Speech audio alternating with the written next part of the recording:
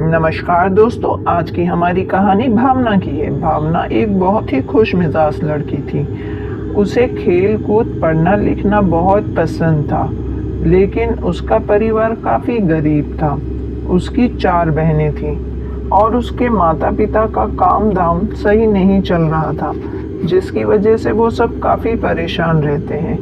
एक दिन भावना के लिए एक रिश्ता आता है और भावना के पिता उस रिश्ते को हाँ कर देते हैं। हालांकि भावना की इच्छा नहीं होती शादी करने की, लेकिन घर के हालात को देखते हुए वो मान जाती है और सगाई कर लेती है। सगाई करने के 15 दिन बाद वो अपने ससुराल रुकने जाती है। ससुराल में जाकर 3 ही दिन हुए होते हैं और उसकी सास उसके साथ बदतमीजी से बात करने लगती है। तभी उसे अपनी सास का स्वभाव समझ में नहीं आता। वो लौटकर अपने घर आती है और अपने पिता को सारी बात बताती है, लेकिन उसके पिता अपनी मजबूरी बताते हुए कहते हैं कि अगर तेरा संबंध टूटता है तो पूरे रिश्तेदारों में मेरी थू-थू हो जाएगी। ये हमसे कुछ भी नहीं मांग रहे और अच्छा घर बार है। अगर तू थोड़ा सा मैनेज करेगी तो तेरा परिवार अच्छे से चलेगा। तुझे हमारी तरह पैसों के लिए रोना नहीं पड़ेगा। ये सब सुनकर भावना अपने पिता से कुछ कह नहीं पाती है और चुपचाप वहाँ से चली जाती है। सगाई के 1 साल बाद भावना की शादी उसी आदमी से हो जाती है। जैसे ही भावना अपने ससुराल में जाती है, जाने के 15 दिन बाद ही पूरा कामकाज उसे ही देखना पड़ता है। जब भावना अपने पति से अपने खर्चे के लिए कुछ पैसे मांगती है तो उसका पति कहता है कि ये सब मेरी माँ देखती है, तुम्हें मेरी माँ से ही मांगना पड़ेगा, मुझसे मत मांगा करो। भावना को ये बात समझ में नहीं आती और वो अपनी सास के पास जाकर कहती है कि मुझे मेरे मायके जाना है, थोड़ा बहुत खर्चा दे दीजिए। तो उसकी सास उसके मायके वालों को बहुत भला बुरा कहकर उसे 1 भी रुपए नहीं देती है और उसे कहती है यहाँ से चली जा। भावना अपने कमरे में बैठकर जोर जोर से रोती है और सोचती है कि अब वो क्या करे, और वो अपने मायके चली जाती है। मायके आने के 1 महीने बाद उसे पता चलता है कि वो पेट से है। तभी उसके पिता उसे कहते हैं कि बेटी, तुझे खाना पीना तो मिल रहा है, तू अपना जीवन वहीं गुजार ले, यहाँ आने का क्या फायदा, अब तो उसका बच्चा भी तेरे पेट में है, कौन करेगा तुझसे शादी। अगर मैं तलाक करा भी लूँगा तो कोई भी तुझे अपनाएगा, तेरे बच्चे को नहीं। ये बात सुनकर भावना काफ़ी सोचती है और फिर वापस अपने ससुराल चली जाती है। ससुराल में उसके साथ काफ़ी काम कराया जाता है और उसकी सास उसे काफ़ी परेशान करती है और ऐसे ही उसे 7वां महीना लग जाता है। 7वें महीने उसकी सास उससे इतना काम कराती है कि उसका अबॉर्शन हो जाता है और उसका बच्चा गिर जाता है। भावना बहुत रोती है और दोबारा अपने मायके आ जाती है, लेकिन उसके पिता उसे समझाकर फिर वापस भेज देते हैं। तब भावना अपने ससुराल में वापस जाती है और वहाँ पर जाकर ये सोचती है कि इस तरह अगर मैं रहूँगी तो ना तो मेरे पिता मेरा सपोर्ट करेंगे और ना ही मेरी सास मुझे जीने देगी, तो मेरा मर जाना ही बेहतर है। वो सुसाइड करने की कोशिश करती है, लेकिन बच जाती है। तभी भावना का पति उसे अपने मायके छोड़ जाता है और कहता है कि ये आपकी बेटी मुझे नहीं चाहिए, आप ही रखिए, इसने आज सुसाइड करने की कोशिश की, अगर इसे कुछ हो जाता तो सब हमें ही गलत समझते। इतना कहकर वो उसे उसके मायके छोड़कर चला जाता है। फिर भावना का पिता भावना को बहुत मारता है और उसे कहता है कि तूने मेरी नाक कटा दी, मरना ही था तो मर जाती, बची क्यों, अब बचकर मेरी जान पर बैठेगी, मैं इनका ही बड़ी मुश्किल से कर पा रहा हूँ, तेरा कहाँ से करूँगा। तब भावना की छोटी बहनें रोने लगती है और भावना उन्हें देखकर बहुत रोती है और सोचती है कि उसने बहुत गलत किया, और वो अपने ससुराल में फ़ोन लगाकर माफ़ी मांगती है और वापस अपने ससुराल चली जाती है। जब वो वापस जाती है तो उसकी सास उसके साथ बहुत अन्याय करती है। उसे बहुत मारपीट करती है और एक दिन तो उसे दरवाज़ा बंद कर कर खूब मारती है और उसका पति भी कुछ नहीं बोल पाता। तब भावना दरवाज़ा खोल कर वहाँ से भागती है। उसके पास पैसे नहीं होते हैं। वो बस वाले के हाथ पैर जोड़कर बस में बैठती है और अपने मायके आती है और अपने पिता से बताती है कि अब वो वहाँ नहीं जाएगी, चाहे उसे मरना पड़े तो वो मर जाएगी। उसका पिता उसकी ऐसी बातें सुनकर उसे रुकने के लिए कह देता है और उसके ससुराल वालों से कहता है कि अब मैं मेरी बेटी को नहीं भेजूंगा और उसके ससुराल पर केस कर देता है। जब ससुराल पर केस होता है तो पति और सास की हालत खराब हो जाती है। सास आती है और उससे माफ़ी मांगती है, लेकिन भावना मना कर देती है और वापस नहीं जाती है। तभी भावना का पिता कहता है कि मेरी बेटी को मैं नहीं भेजूंगा और ये सब बहस चल ही होती है। तभी भावना बेहोश होकर ज़मीन पर गिर जाती है। जब उसे हॉस्पिटल ले जाया जाता है तो पता चलता है कि वो दोबारा से प्रेग्नेंट है और तभी भावना का पति बहुत खुश होता है और भावना को समझाता है कि जीवन हमें निकालना है। अगर मेरी माँ से तकलीफ है तो हम अलग कहीं रहेंगे, लेकिन तुम ये बच्चे को मत गिराना, ये हमारा बच्चा है। भावना को उसमें कुछ बदलाव दिखता है और वो रोते हुए उसे हाँ कहती है और घर आ जाती है। लेकिन घर आने के बाद भावना के पिता का स्वभाव देखकर भावना बहुत ही चिंतित हो जाती है, क्योंकि उसे उसके पिता का स्वभाव बहुत ही अलग लगता है। जबकि हर बार वो कहते थे कि तू चली जा, इस बार वो कह रहे थे कि चाहे कुछ भी हो जाए तू नहीं जाएगी। अचानक से इस तरह की बातें करने पर भावना को कुछ सही नहीं लगता।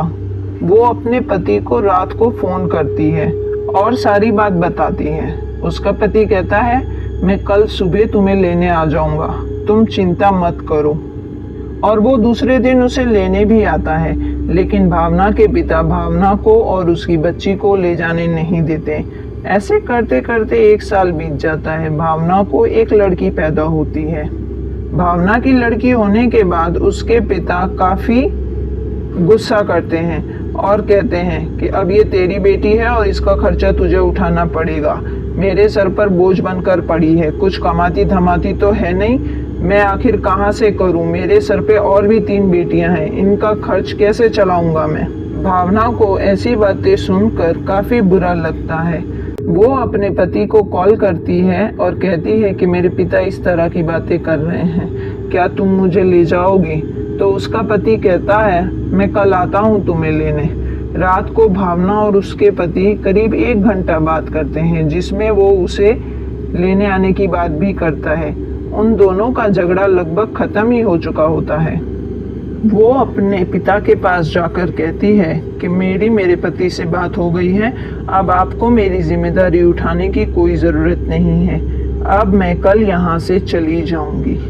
इतनी बात कर कर वो अपने कमरे में सोने के लिए चली जाती है। उसका पिता उसकी बातों से काफ़ी गुस्सा होता है और कमरे के बाहर सोने चला जाता है। तभी उसकी माँ भी कमरे के बाहर सोने चली जाती है। तभी उसके माता पिता बात करते हैं और दूसरी बहनों को भी बाहर सोने के लिए बुला लेते हैं। लेकिन रातों रात ऐसा क्या होता है ये किसी की भी समझ में नहीं आता। जैसे ही सुबह भावना का पति उसे लेने आता है, दरवाज़ा खोलते ही भावना की लाश एक पंखे में टिंगी होती है और नीचे बैठकर उसकी बच्ची रो रही होती है। जब उसका पति पुलिस को बुलाता है तो भावना का पिता कहता है कि रात को इससे 1 घंटा बात हुई है, क्या बात हुई है हमें पता नहीं, और भावना ने अपने आप को फांसी ले ली है। हम सब घर के बाहर सो रहे थे, इसलिए हमें इस बारे में कोई जानकारी नहीं है। पुलिस भावना की लाश को पोस्टमार्टम के लिए ले जाती है और वहाँ पर भी ये क्लियर होता है कि पंखे से लटकने के कारण उसकी मौत हुई है।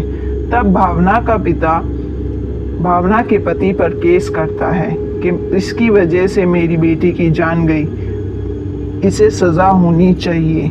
और रहा सवाल ये बच्ची का, तो ये बच्ची मैं इसे नहीं दूंगा, ये बच्ची मैं खुद पालूंगा। पुलिस भावना के पिता का बयान लेकर उसके पति और जेल में डाल दिया जाता है। तभी भावना का ससुर भावना के पिता से एक समझौता करता है कि हमें तुमसे कोई लेना देना नहीं है, तुम जो चाहते हो हम तुम्हें दे देंगे, लेकिन मेरा बेटा और पत्नी जेल के बाहर होना चाहिए। भावना का पिता ये बात मानकर उनसे कुछ पैसे लेकर केस वापस ले लेता है और अपने घर रहने लगता है। अपने घर में खुशी से रहने लगते हैं। कुछ महीनों बाद अचानक से वो घर खाली कर निकल जाते हैं। आजू बाजू वाले लोग सोचते हैं कि भावना की मौत से परेशान होकर वो मकान खाली कर रहे हैं। कुछ दिनों बाद वो मकान बिक जाता है। नए लोग उस मकान को खरीद लेते हैं और रहने आ जाते हैं। उन्हें आकर 1 ही महीना हुआ होता है, तभी उनकी बेटी ने कुछ अजीब सी हरकतें करना चालू कर दिया। सब काफ़ी हैरान थे क्योंकि उनकी बेटी ना तो ज़्यादा बोलती थी। उन लोगों को अपनी बेटी में काफ़ी बदलाव लगता है। वो काफ़ी डर जाते हैं। एक दिन रात को उनकी बेटी बैठकर बहुत ज़ोर ज़ोर से रोने लगती है। तो वो अपनी बेटी से पूछते हैं कि आखिर क्या बात है, तुम क्यों रो रही हो? तो वो बताती है कि मुझे अपने बच्चे को देखना है, मेरा बच्चा कैसा है, मैं मरना नहीं चाहती थी, मुझे मार दिया गया। ये सब सुनकर उसके पिता के होश उड़ जाते हैं और वो उसे पूछते हैं कि तुम्हारा नाम क्या है? तो वो अपना नाम भावना बताती है। तो वो तुरंत ही पहले मकान मालिक को फ़ोन लगाते हैं और सारी बात बताते हैं। तो भावना का पिता ये कहकर मुकर जाता है कि तुम्हें आजू बाजू वालों ने बताया होगा और अब तुम उस मकान के पूरे पैसे नहीं देना चाहते, इसके लिए ये सब बातें बना रहे हो और तुम्हारी बेटी को सिखा रहे हो कि मेरी बेटी का नाम लेकर पैसे कम करवा ले, लेकिन ऐसा नहीं होगा। हमारी बेटी ने खुदकुशी की थी, उसे किसी ने नहीं मारा। ये कहकर भावना के पिता फ़ोन काट देते हैं। वो लोग काफ़ी परेशान हो जाते हैं और अपने 2-3 रिश्तेदारों को फ़ोन कर सारी बात बताते हैं। तभी उनका एक रिश्तेदार उन्हें एक दरगाह का पता बताता है और कहता है कि अपनी बेटी को वहाँ ले जाओ, मैं भी वहाँ आता हूँ, वहाँ पर कोई भी हो वो निकल जाएगा। वो तुरंत ही उस दरगाह पर लेकर अपनी बेटी को दरगाह में पहुँचने के बाद उसके शरीर से आत्मा को निकाला जाता है और उनसे कहा जाता है कि जितना जल्द हो सके वो मकान खाली कर दे। तब वो तुरंत ही घर पहुंचकर अपना सामान बांधते हैं और दूसरे ही दिन मकान खाली कर देते हैं और उस मकान को किसी और को बेचने के लिए निकाल देते हैं। जब दूसरे लोग वो मकान खरीद कर उसमें रहने आते हैं तब उनके साथ भी काफ़ी अजीबोगरीब घटनाएं होती हैं और उस घर की औरत में भावना की आत्मा आती है और यही बात बोलने लगती है। वो लोग काफ़ी डर जाते हैं और वो मकान खाली कर वहाँ से चले जाते हैं। ऐसा कहा जाता है कि जो कोई भी उस मकान में जाता है भावना की आत्मा उसे पकड़ती है। आखिर क्या हुआ था उस रात ये तो कोई नहीं जानता, लेकिन भावना की आत्मा आज भी भटकती है और आते जाते लोगों को पकड़कर अपने बच्चे से मिलने की बात करती है। आशा करती हूँ आपको कहानी पसंद आई होगी। अगर पसंद आई हो तो हमारे चैनल को लाइक, शेयर और सब्सक्राइब ज़रूर करें।